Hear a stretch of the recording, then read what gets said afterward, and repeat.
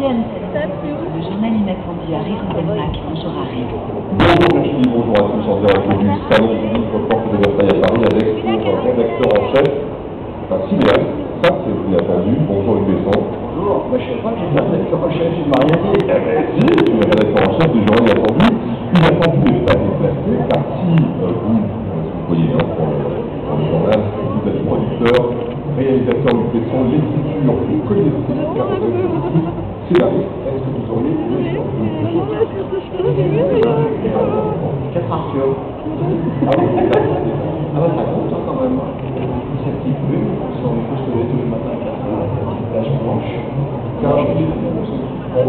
Sincèrement, c'est le seul plaisir de commencer à l'âge de 16 ans et se dire rendez-vous avec soi-même dans cette petite carnet blanc me plaît beaucoup. Et en plus, c'est assez sympa de visiter puisqu'on a tous ces groupes avec un stylo dans la main, quelle que soit la notoriété, soit la personnalité, de revenir tous les matins dans ce petit carré blanc et d'être au départ d'une course égale à tous, ça me plaît beaucoup et ça me fait plaisir.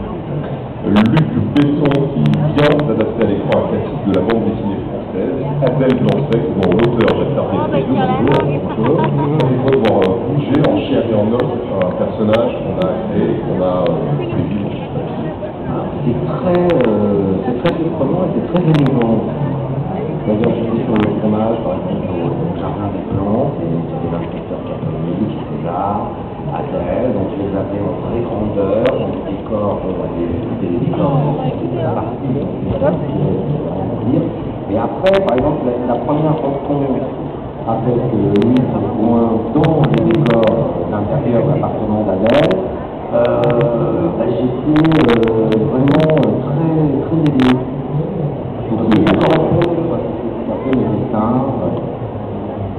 Les fabuleuses, les aventures fabuleuses d'Adèle Blanc-Sec avec Louis Bourgoin dans le titre sur les écrans à partir du 14 avril.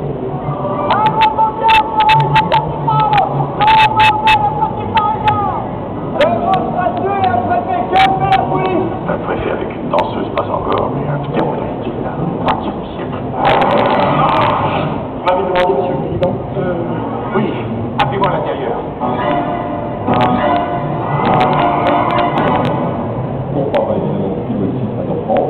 Elle est presque aussi un propos de Adèle Blanc-Sec à traverser tous les océans à la rame pour pouvoir faire avec nous tout à l'heure pour parler de la fondation. Donc c'est pas un Besson.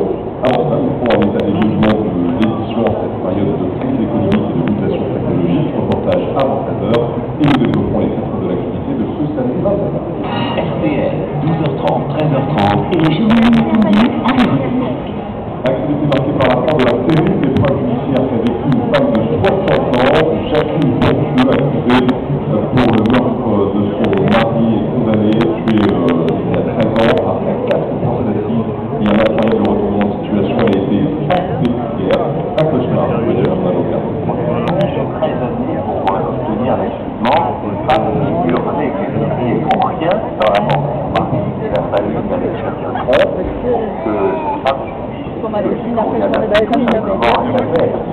Réunion de crise ce matin au Modèle. Le président du mouvement démocrate François Bayrou est très critiqué pour sa gestion d'un parti affaibli par ses revers électoraux et des défections en cascade. Malgré les promesses présidentielles, les personnes handicapées et très malades isolées n'ont pas les moyens de vivre décemment, parfois même d'assurer leur soins de confort.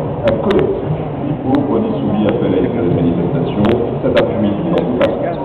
Et puis l'événement sportif de ce samedi, la finale de la Coupe de la Ligue, Bordeaux-Marseille à partir de 20h50 au Stade de France. L'ambiance promet en tout temps l'espère d'être familiale dans les tribunes avec des petits supporters des deux clubs qui ont fait des